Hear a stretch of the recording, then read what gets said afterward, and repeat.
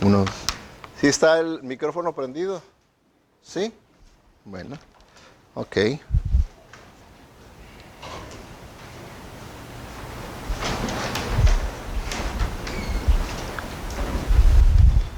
Como creyentes, como cristianos, nosotros sabemos que la única razón por la cual venimos domingo tras domingo tras domingo es porque hemos experimentado un cambio en nuestra vida. Hemos experimentado lo que nosotros bíblicamente le llamamos un nuevo nacimiento. Y cuando hay ese nuevo nacimiento es cuando verdaderamente el hombre tiene sed y hambre por Dios, por las cosas de Dios. Y eso es lo que nos trae. Una persona que no ha nacido de nuevo no tiene el hambre de querer adorar a Dios, de quererlo conocer, de quererlo servir.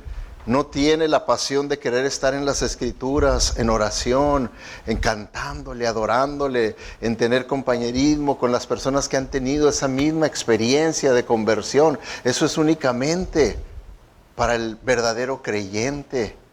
Y cuando una persona ha nacido de nuevo y tiene todos esos deseos, esas pasiones, también va a tener el deseo y la pasión de que otros puedan también tener esa misma experiencia que nosotros tuvimos. Y para eso es que damos testimonio de Jesús. Eso va a ser una de las características. Todo lo que mencioné es característico de una persona que ha nacido de nuevo. A veces, ¿verdad? Uno puede pensar, uno no es Dios para poder juzgar, pero puede uno personalmente decir, hijo, por lo que veo en la vida de esa persona, no le veo frutos de salvación. No le veo frutos dignos de arrepentimiento. Y cualquiera puede decir, entonces usted es juez. No, no soy juez, pero sí el Señor nos dio permiso, ¿verdad?, para ser inspectores de fruta, ¿verdad? Y si no hay el fruto, pues, ¿verdad?, podemos nosotros opinar, simplemente decir, pues, por lo que yo veo, no veo nada. Pero una persona que ha nacido de nuevo y tiene el fruto de la salvación, del arrepentimiento, tiene esa hambre y sed por las cosas de Dios y tiene el deseo de ver a otros que conozcan a Cristo.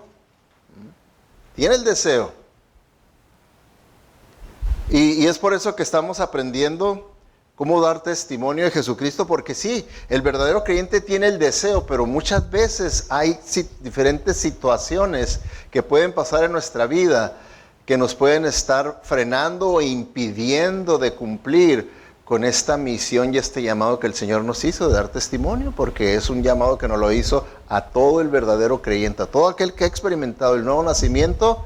A él el Señor dijo, pues ahora por lo tanto, quiero que des testimonio de tu conversión y hagas discípulos de todas las personas que yo te ponga alrededor de tu vida, en tu mundo, y enséñales y guíalos a que guarden todas las cosas que yo les he enseñado. Entonces, vemos, ¿verdad?, que tenemos ese gran privilegio. ¿Por qué? Porque tenemos ese gran conocimiento de la verdad del Señor. Y es por eso que estamos aprendiendo a través de esto, que cuando nosotros queremos evangelizar a las personas, siempre tenemos que comenzar y siempre tenemos que presentar lo básico de lo que son el Evangelio. ¿Qué es el Evangelio? Las buenas nuevas, las buenas noticias. Pero para evangelizar a una persona que no conoce al Señor, tiene uno que presentarles lo básico. Muchas veces estamos tentados a querer entrar en temas más profundos de la palabra de Dios porque hemos aprendido, nos ha gustado cierto tema y lo dominamos y queremos, pero no es recomendable que hagan eso. Es como cualquier persona. Vamos a suponer, usted nunca ha jugado básquetbol, digamos. Siempre a usted le ha gustado el soccer o lo que sea, pero el básquetbol nunca. Y ahora está interesado porque lo están invitando a jugar básquetbol.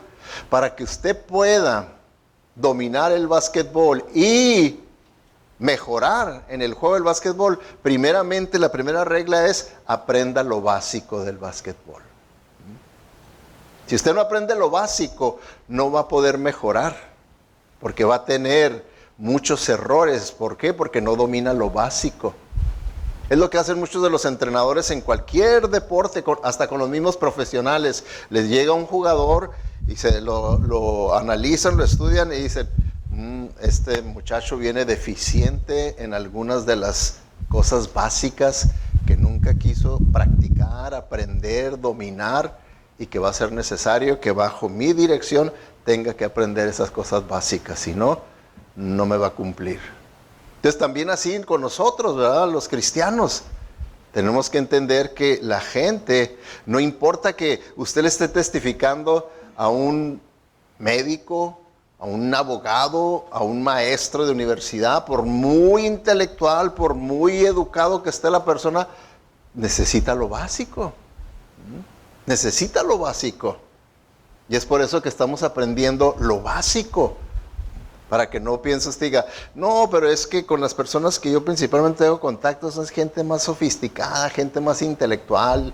Esto que está enseñando el pastor es pura lechita y de esa lechita diluida. Pues esto no me va a servir. No, sí, porque es la palabra de Dios, y la palabra de Dios es la que es viva y eficaz y más poderosa que una espada de 2 filos que penetra hasta lo más profundo. Entonces necesitan ellos primeramente escuchar lo básico. Ya después, en la conversión, ya puede uno entrar en otros temas más sofisticados, más teológicos, más filosóficos, y profundizar y todo lo que más se quiera. Pero para evangelizar, hermanos, lo básico siempre. Y les repito, ¿verdad? Lo que les he estado diciendo, también sacarse uno de la mente, porque todavía, últimamente he platicado así con hermanos, y todavía tienen la sensación de que, porque me platican de sus experiencias de testificarle a alguien, pero lo platican con una gran frustración porque la persona no se ve que reaccione como uno quisiera que reaccionaran. Siempre queremos que las personas reaccionen de una manera que nosotros digamos, oh, ahí la llevo, ya casi está para recibir a Cristo, o ya decidió entregarle a Cristo. No es así. Entonces, ¿qué es lo que les quiero enseñar con esto? Que siempre tengamos en mente que usted y yo no podemos salvar a nadie. Siempre ¿se pudo usted salvar a sí mismo? ¿Puede usted salvar a alguien más? No, solamente Dios es el que salva. Y aquí vemos en el último libro de la Biblia, cuando están todos los salvos adorando y alabando a Dios a gritos, dijeron a gran voz, la salvación viene solo de nuestro Dios, que está sentado en el trono y del Cordero. Entonces, ¿quién es el que salva? ¿Usted o Dios a través del Cordero? Entonces quítese esa carga de encima. El Señor no nos dejó a nosotros como salvadores, nos dejó nada más para evangelizar, que presentemos el Evangelio. Y por eso es que queremos aprender cómo presentar el Evangelio, porque eso es todo lo que el Señor me pidió que hiciera. No que me metiera la carga de que yo los tengo que salvar. Porque yo no los puedo salvar ni puedo hacerlo. Simplemente presentar el Evangelio. Entonces, si usted verdaderamente forma esa convicción de decir, yo no lo puedo salvar, va a ser paciente presentando el Evangelio a una persona de una manera, de otra vez y todo, y ve que no responde ni no reacciona, usted no se va a frustrar. ¿Por qué? Porque no tiene esa mentalidad, esa sensación de que usted lo tiene que salvar y no está viendo que hay avance y no ve que responda como usted quisiera. No lo tome personal. No lo están rechazando a usted. No se trata nada acerca de usted. Todo se trata acerca de Dios. Y eso es lo que yo estoy simplemente presentando.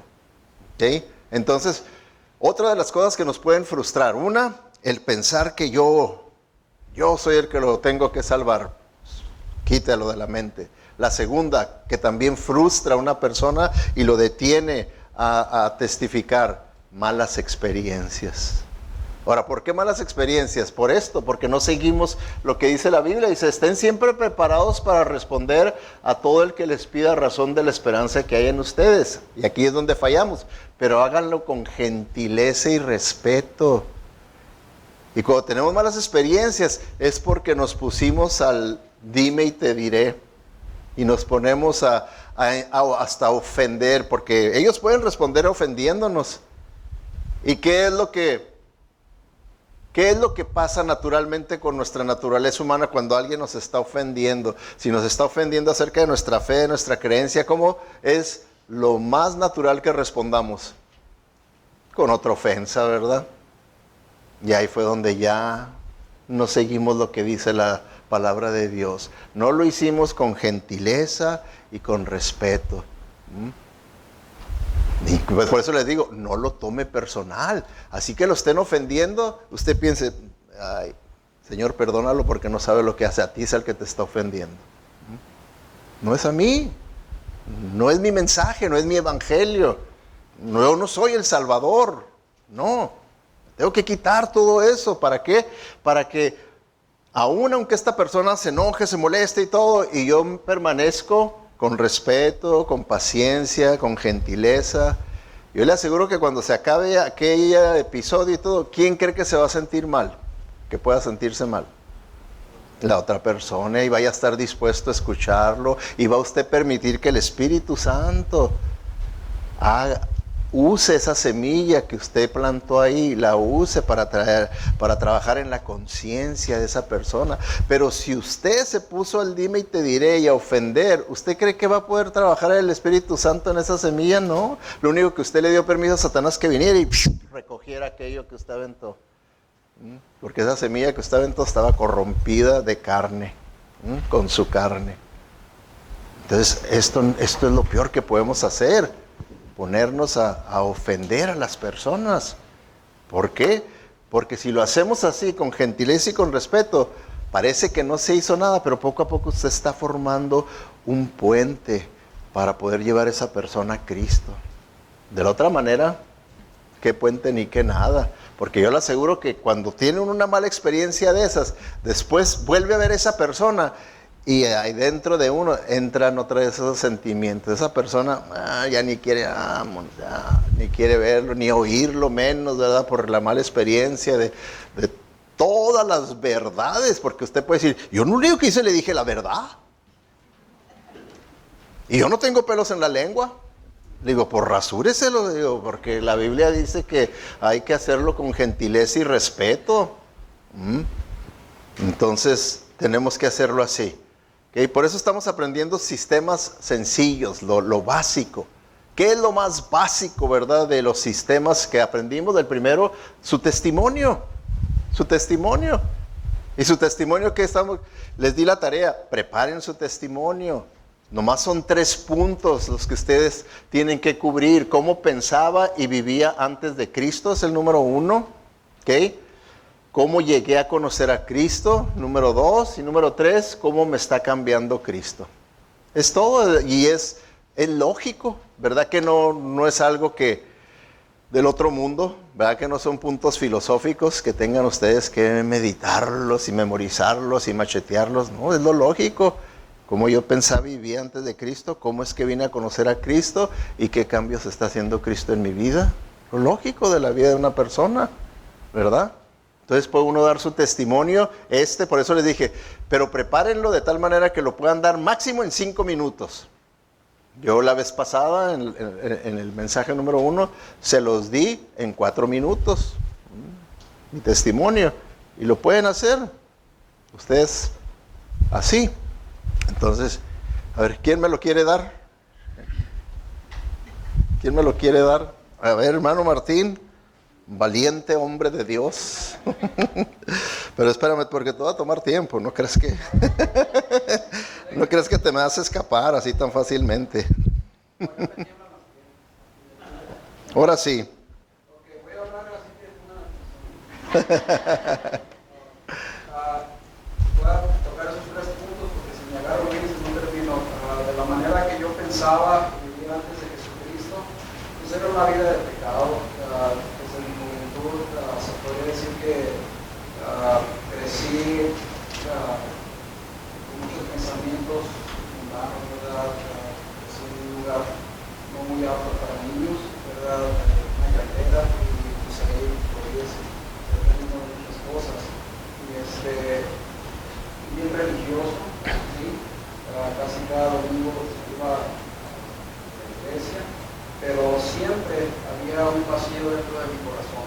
Siempre me había una pregunta en mi corazón que dice que si yo moría, para el cielo o para el infierno. Entonces me esforzaba por hacer buenas obras, pero ese vacío seguía ahí. Gracias a Dios vine a este país. Aquí fue donde conocí al Señor Jesucristo, fue como llegué a conocer al Señor Jesucristo. Mi papá me invitó a venir para acá, gracias a Abigail que está aquí a abrir sus puertas para recibirme en su hogar. Y una maestra de uno de mis hermanos fue la que nos invitó aquí a la iglesia.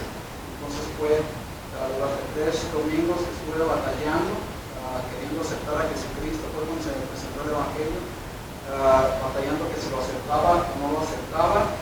Y un versículo clave que me animó a aceptar a Jesucristo fue que decía que si yo negaba al Señor Jesucristo, él también iba a negar delante de su Padre, de los ángeles. Entonces decidí aceptar a Jesucristo como mi Señor y Salvador.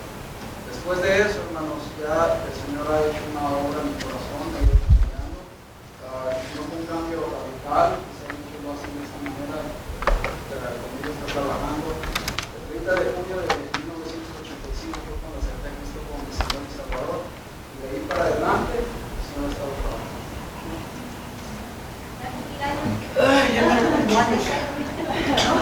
¿Cuánto tiempo creen que tomó? Nomás debo decir que rompió récord. 2 minutos con 14 segundos. Fíjense. Y dio su testimonio. Por eso les digo, prepárenlo. Ustedes preparen su testimonio por lo bueno que es escribirlo y prepararlo, es porque puede uno analizarlo y poderlo ir mejorando, pudiendo meterle más información resumida, pero impactante. Los puede uno trabajar, y ya que lo tiene uno bien trabajadito, bien formado, que ya lo hasta preparó uno y dice 3 minutos, que eso es por lo general la meta, que en 3 minutos lo dé uno, 1 minuto en cada punto, ¿Verdad que sí se puede? Lo hizo en menos de 3 minutos. Entonces, trabajadito, es algo poderoso el testimonio de uno, presentarlo. ¿Por qué? Porque todos los seres humanos somos iguales. Entonces, la vida de una persona, pues en ciertos aspectos nos relacionamos con esa persona. Cuando la persona está platicando su testimonio y el vacío en mi corazón, entonces, ay, sí, yo también, ¿verdad? Entonces, hay elementos con los que nos relacionamos y que el Espíritu Santo usa para irnos tocando. Es semilla que Dios está plantando ahí. Él está abriendo conciencia, está haciendo que pensemos nosotros acerca de nosotros, de nuestra condición espiritual. Por eso es poderoso. Entonces, uno usa su testimonio. ¿Y qué es más poderoso que nuestro testimonio? Pues lo que produjo nuestro testimonio, que fue la palabra de Dios.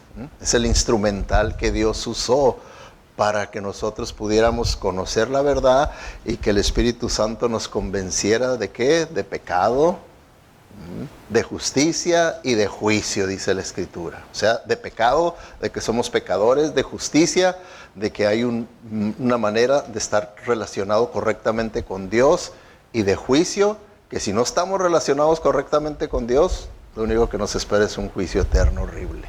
¿Okay? Eso es lo que nos dice la Escritura. Entonces, el método que les enseñé, sencillito, de 3 puntos, 3 versículos nada más que hay que memorizar, que se le conoce como el camino de Romanos, ¿verdad? En este camino de Romanos, el primer punto, ¿verdad?, que cubrimos es ¿por qué necesitamos salvación? ¿Okay? ¿Por qué necesitamos salvación? Y ahí entran 1 versículo y medio que nosotros nos aprendamos. Romanos 3:23, ¿qué dice? Por cuanto, ¿quién? Todos pecaron, estamos destituidos de la gloria de Dios. O, de una versión más moderna, estamos separados de la presencia salvadora de Dios. ¿Ok?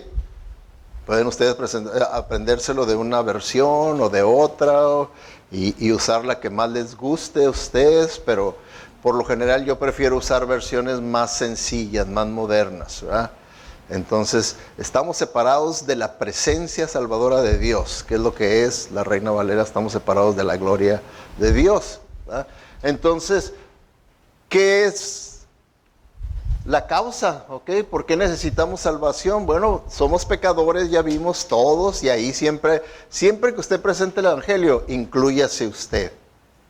Porque una de las cosas que la gente de afuera piensan y nos ven, dice, ay, se creen muy santos, se creen perfectos, ellos están bien y uno está mal.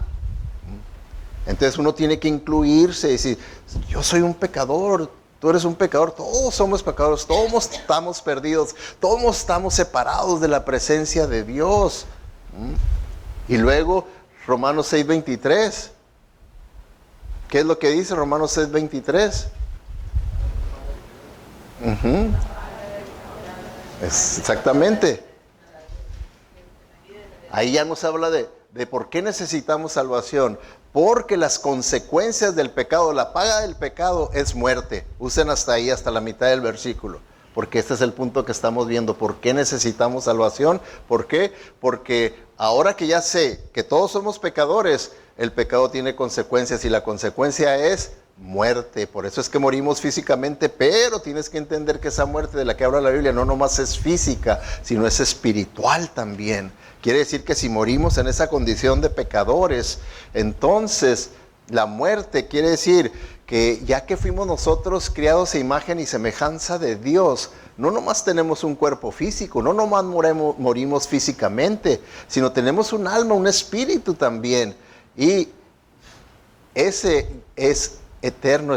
Y entonces, ¿a dónde va a ir a parar ese alma, ese espíritu, esa esencia espiritual que nos viene de la imagen y semejanza de Dios? La muerte espiritual significa que va a terminar esa alma, ese espíritu en un lugar tan terrible que la presencia de Dios no se va a poder encontrar ahí. Esa es la naturaleza del infierno. Yo prefiero describir al infierno no con llamas y gusanos, sino lo prefiero describir como un lugar tan horrible donde la presencia de Dios no se encuentra ahí. No se encuentra ahí. Por eso dice la Biblia, buscar a Dios mientras pueda ser hallado, porque ahí no se va a encontrar. Ahí la persona que diga, Dios perdóname, ven, sálvame, nada. Ahorita podemos ver la presencia de Dios hasta en la naturaleza. ¿Se imaginan un lugar donde no haya naturaleza que refleje la gloria de Dios? Dice la Escritura que vemos los planetas y reflejan la gloria de Dios. Nada de eso se va a poder imaginar. Yo sé que no lo podemos imaginar porque nunca lo hemos experimentado y Dios quiere que ni lo experimentemos, ¿verdad? Por eso es que es lo que Cristo ofrece. Entonces, esto es algo que nosotros tenemos que explicarles. Y como les decía, háganles un dibujito, este dibujito, en el que digan, miren, aquí estamos nosotros, ¿verdad? Con nuestros pecados. Y dice ahí la Biblia que estamos separados, todos somos pecadores y por lo tanto estamos separados del Dios santo, ¿verdad? Porque nosotros somos pecadores, no podemos tener comunión con un Dios santo. Y las consecuencias de que si morimos es la muerte. Y nosotros tratamos de hacer diferentes puentes, que las buenas obras, la religiosidad, la moralidad, que seguir los 10 mandamientos. Todos esos puentes van a terminar en fracaso, porque no nos llevan a la presencia salvadora de Dios, esos puentes. Entonces, ¿qué? ¿Cómo puedo ser salvo? ¿Cómo proveyó Dios la salvación? La segunda parte de Romanos 6:23, que dice, más la dádiva, o puede decir, más el regalo de Dios. Es mejor que use, porque dádiva, ¿verdad? Que está muy antigua, muy anticuada esa palabra, pero quiere decir regalo. Mas el regalo de Dios es vida eterna. ¿Qué dice más? En Cristo Jesús, no en religión, no en buenas obras, no en moralidad, no en los 10 mandamientos, sino en Cristo Jesús, hecho Señor nuestro. Entonces ya uno usa esa segunda parte de ese versículo. ¿Se fijan? Aquí ya llevan ustedes 2 versículos que se han memorizado, que están dominando y que van a presentar y que son poderosos porque es la palabra de Dios. ¿Okay? Y ahí les enseñan, entonces ustedes les hacen, como están haciéndoles el dibujito, se los acabalan y dicen, miren, los otros puentes no te llevan a Cristo, pero este puente sí te lleva a Dios. Este puente sí llega de un lado a otro. Este sí te puede poner en comunión con Dios. Los otros fracasas. Vas a terminar experimentando la muerte eterna. ¿Ok? Entonces, así es como Dios proveyó la salvación. ¿Ok? Entonces, la parte práctica, ¿cómo podemos recibir esa salvación? Romanos 10, 9 al 10. Que si confesamos con nuestra boca que Jesús es el Señor y creyeres en tu corazón que Dios lo levantó de los muertos, serás salvo. Porque con el corazón se cree para justicia y con la boca se confiesa para salvación, dice la palabra de Dios. Entonces, ¿qué nos está diciendo? Que primeramente en nuestro corazón creamos el Evangelio, que Cristo es quien dijo ser y que lo comprobó con su resurrección. Él dijo ser Dios, dijo ser el Mesías, el Salvador, y lo probó con su resurrección. Que nosotros creamos que Él venció a nuestros peores enemigos, venció al pecado, venció a Satanás, venció a la muerte, venció a este mundo. Dice, si eso crees en tu corazón y lo profesas con tu boca, dice, serás salvo. Serás salvo. Entonces es ahí donde ya llevamos a una persona, ¿verdad?, a que pueda hacer una oración de arrepentimiento, de entregarle su vida a Jesucristo. Y ahí yo les mandé una oración hace como 2-3 semanas en uno de los devocionales que venía sobre ese tema, pero se los puedo volver a mandar. Si alguien lo quiere, se lo puedo volver a mandar para que también macheteen ustedes una oración que pueda llevar a una persona. Cuando una persona dice, sí quisiera entregarle mi vida a Jesucristo, sí reconozco que estoy perdido, sí reconozco que soy un pecador. Cuando una persona ve usted que ya Dios lo quebrantó y está listo, ¿verdad?, para entregarle su vida a Cristo, pues entonces hay que llevarlo a que haga esta oración. Y por lo general, yo siempre les pregunto, ¿quieres tú hacer una oración en la que tú reflejes que estás arrepentido con Dios Padre y que ahora tienes fe en Jesucristo como Salvador y Señor? ¿O quieres que yo haga una oración y tú la repites? No, pues usted hágalo y yo la repito. Entonces uno tiene que estar preparado para poder hacer una oración que los pueda guiar a que ellos le entreguen su vida a Jesucristo. ¿Ok? ¿Fácil? Esto es lo elemental, hermanos, es lo elemental que necesitamos nosotros manejar, pero lo elemental es, como les digo, como todos los deportistas, tienen que estar practicando hasta el ABC de su profesión, porque es lo fundamento. Si ellos fortalecen su ABC y lo dominan mejor y mejor y mejor, pueden aprender a jugar mejor. Mejores jugadas, mejores movimientos, mejor técnica, todo eso mejora porque dominan lo básico. Así también nosotros tenemos que dominar, ir perfeccionando el cómo domino yo lo básico del Evangelio. Porque muchas veces un cristiano puede tener años y años y años en el cristianismo y estar oyendo esto, pero como nunca lo ha trabajado y verdaderamente lo ha dominado bien, lo ha perfeccionado, tampoco va a poder mejorar y perfeccionar otros argumentos que ha oído, que ha aprendido, cuando tenga que discutir, arguir, explicar algo sobre creación contra la evolución, o esto contra esto, esto contra otro. Hay tantos temas que muchas veces nos sentimos, ay, no sé cómo dominarlo. Por lo mismo, porque desde lo básico estás ya defectuoso. No has sabido, no has aprendido cómo ir dominando bien desde lo básico hasta lo más profundo. Entonces aquí es donde debemos de comenzar, hermanos, a machetearlo, ¿verdad? Como les digo, su testimonio. Usted se sentiría mal si el próximo domingo le pidiera nomás así a cualquiera de ustedes, hermano, hermana, nos da su testimonio. Se sentiría mal y diría, ¿estaría bien si se siente mal? Dígame usted, ¿estaría bien si se siente mal si le pido que dé su testimonio? No, hermano. ¿Qué es lo que debería de sentir usted? ¿Molesto o avergonzado? ¿Y quiere sentirse avergonzado? No, hermanos, ¿por qué? Porque eso es lo que somos cristianos y esto es nuestro privilegio y responsabilidad. Entonces, si este es mi privilegio y es mi responsabilidad, pues entonces le tengo que meter ganas a machetearlo, a aprenderlo. Lo hacemos en el trabajo, cuando usted agarra un trabajo nuevo y le dicen, mira, te lo tienes que hacer, pero lo tienes que hacer bien porque usted que va a decir, whatever. ¿Verdad que no va a hacer, no va a tomar esa actitud de nomás decir, ya te oí, pero yo voy, si quiero ni lo hago? Ya te oí. ¿Verdad que no se toma esa actitud en el trabajo? No, trata uno de ver cómo, y si no le entendí muy bien, oye, le pregunto a uno a alguien, ¿cómo de aquí, cómo está esta onda, verdad? Y quiere con desesperación hacer bien el trabajo. ¿Por qué? Porque quiere seguir ahí en el trabajo.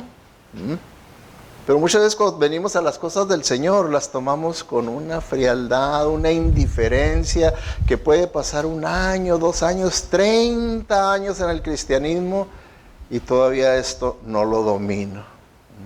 No lo domino. ¿Creen ustedes que esté bien eso? ¿Pudiera estar bien que en un trabajo tenga 30 años en el trabajo y no domine el sistema en el que debo de moverme en mi trabajo? ¿Creen ustedes? Vamos a poniendo el ejemplo con el hermano Martín, que tiene su negocio de plomería. Que tenga un empleado por 30 años de plomero y que le esté llamando, hermano Martín, puede venir, aquí hay está una llave liqueando y pues venga para acá. ¿Creen ustedes que eso sería correcto después de 30 años de plomero? Así también, pastor, puede venir porque tengo un familiar enfermo y quisiera que le presentara el evangelio. ¿Qué? Usted tiene 30 años en el evangelio y quiere que tenga yo que ir y arreglar la gotera esa. Entonces, no, hermanos, tenemos que ser bien sinceros.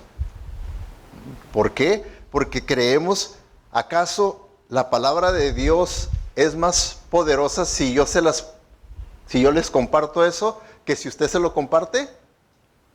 Dígame usted, ¿verdaderamente cree usted eso?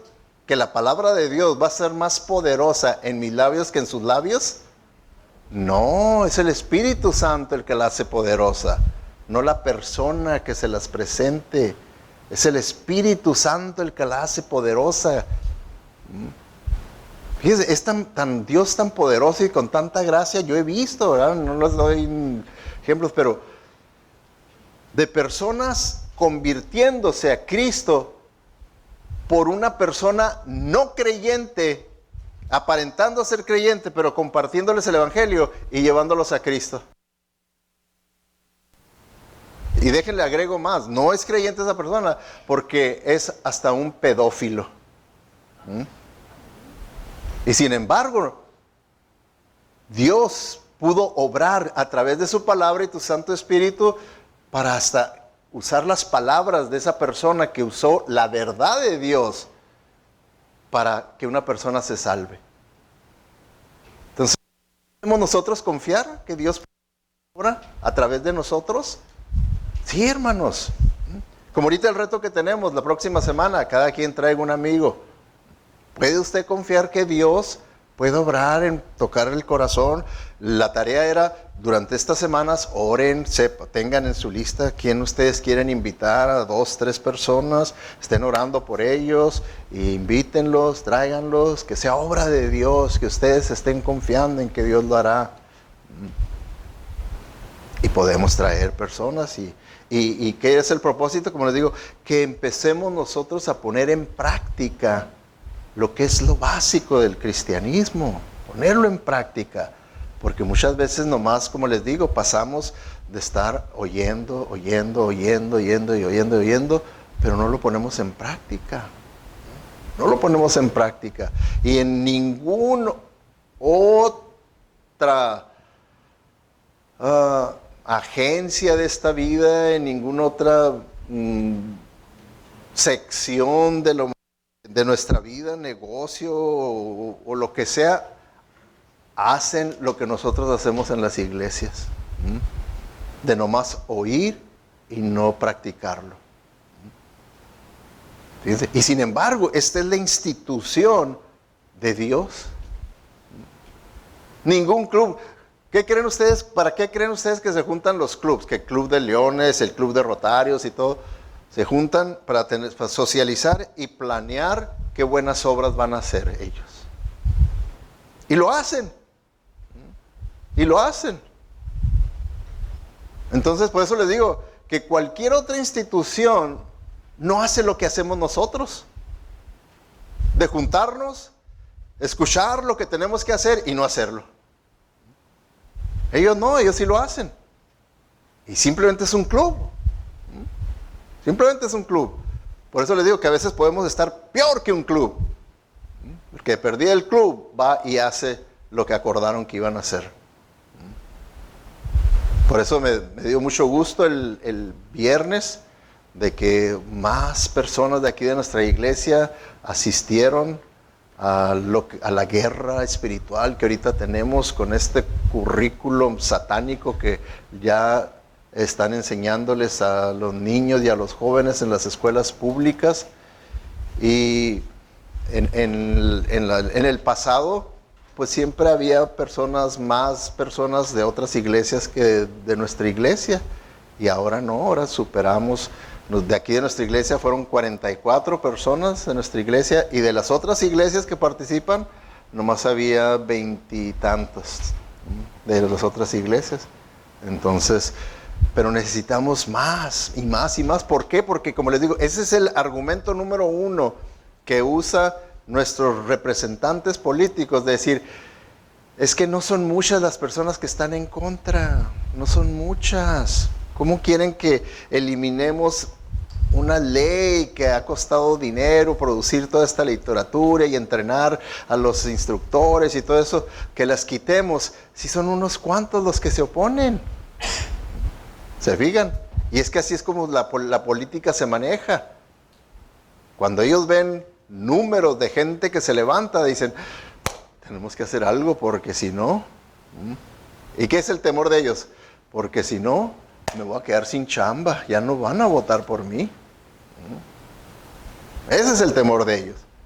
Entonces, nosotros tenemos que hacer lo que el Señor nos dice, y compartir esto es lo básico, compartir el Evangelio. Ok, entonces hemos aprendido ya nuestro testimonio, 3 versículos, el camino de Romanos. Otro sistema también, bueno, este es el dibujo. Usted termina su dibujo enseñándole, mira, esto es lo que necesitas hacer. ¿Cómo podemos recibir la salvación? Depositar tu confianza, tu fe en Jesucristo. Que vayas a través de Cristo hacia el Padre. Nadie puede venir al Padre más que a través de Cristo. Nadie. Él es el único puente que te puede llevar de la muerte a la vida. ¿Okay? Entonces, ahí es donde termina y les hace la invitación para que hagan eso. Yo casi siempre les pregunto, ¿verdad? En ese punto les digo, ¿de qué lado te encuentras tú? ¿Del lado izquierdo o del lado derecho? Y pues sí, no, pues de este otro lado.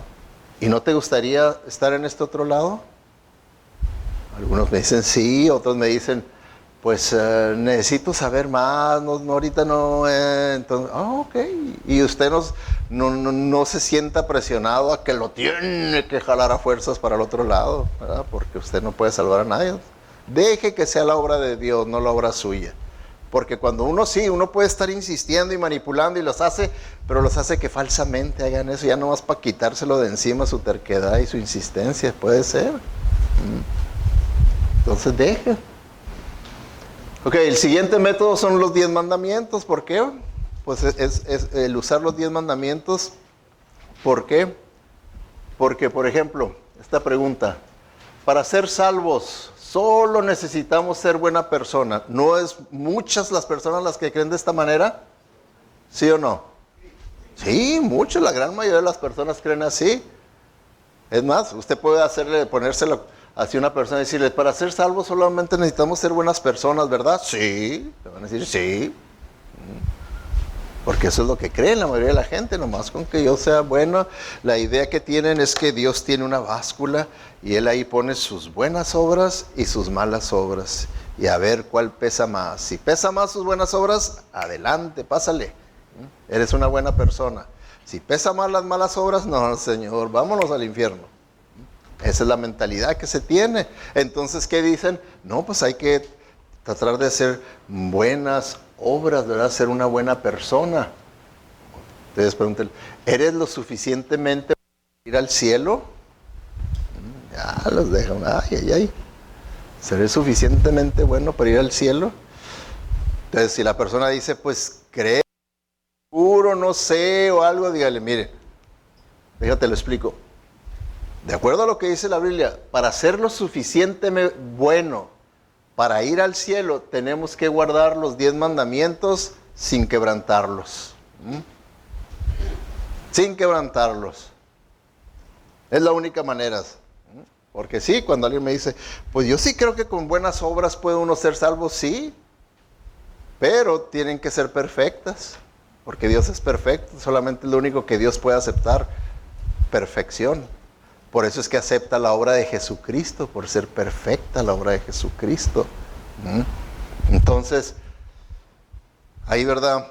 Podemos enseñarles eso, ¿verdad? Para ser lo suficientemente buenos tenemos que guardar los 10 mandamientos. Y luego la siguiente pregunta, ¿los guardas?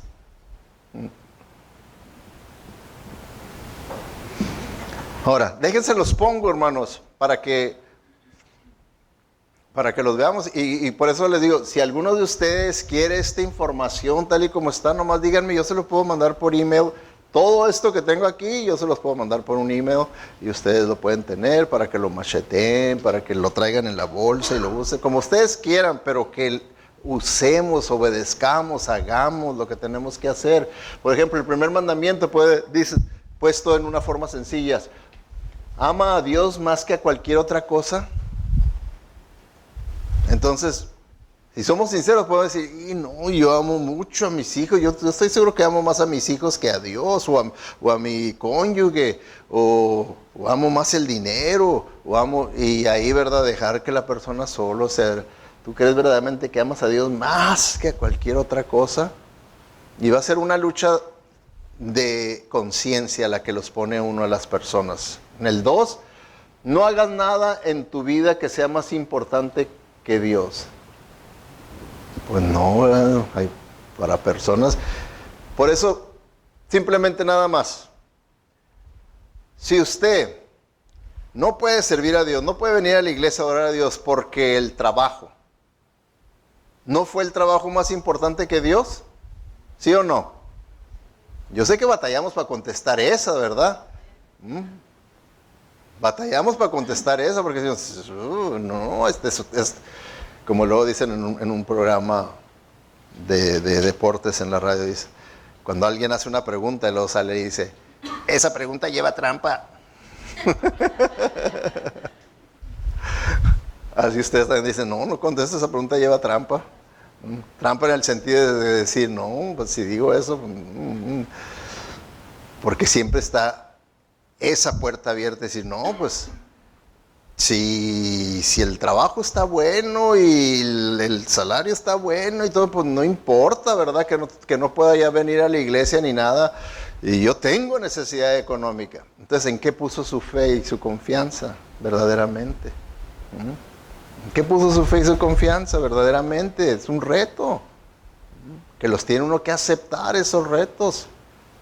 Como yo les he dicho, yo lo entendí y lo acepté cuando me convertí. Por eso tuve que dejar el trabajo que yo tenía de mesero. No me sentía bien trabajando los domingos, sirviendo bebidas alcohólicas.